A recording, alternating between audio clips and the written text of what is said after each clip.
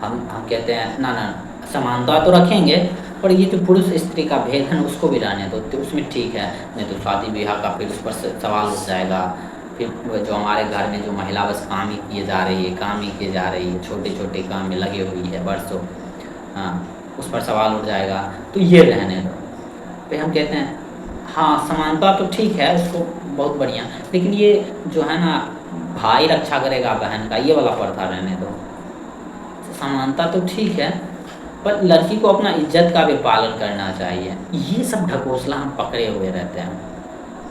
इज्जत का भी फॉर्मूला हम वही देते हैं, बस थोड़ी छोटे छोटे चीज़ से देते हैं। किसी से संबंध ना बना ले, ये ना कर ले, वो ना कर ले, छोटी छोटी जिसको हम दबाए हुए हैं। तो जितने भी धारणा है हमारे, चाहे वो सबसे जो करीब है वो हमारा व्यक्ति है, के साथ साथ विचार है, और कुल मिलाकर कहते तो हमारा मन ही धारणा है, उसको इतना गहरा से पकड़े हुए रहते हैं, पकड़े रहते हैं। उसमें भी बहुत ज़्यादा बुरा नहीं है, पर उसको छूट ना जाए, उसके लिए हम लड़ते रहते हैं। नहीं तो भारत में अगर आप अच्छे शास्त्र पढ़ते हैं, अच्छे पुस्तक पढ़ते हैं, अच्छे दार्शनिक जो हुए हैं उनको पढ़ते हैं, या अच्छे जो भजन है उनको अगर बेहतर ढंग से पढ़ते हैं या देखते हैं, तो पता चलेगा आप कितना पकड़ के रह गए हैं अपना धारणा, वो तोड़ने पर मजबूर कर रहा है।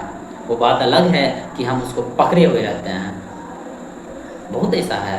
अब कबीर साहब का ही ले लीजिए एक दोहा, माली आवत देख के कलियाँ करे पुकार।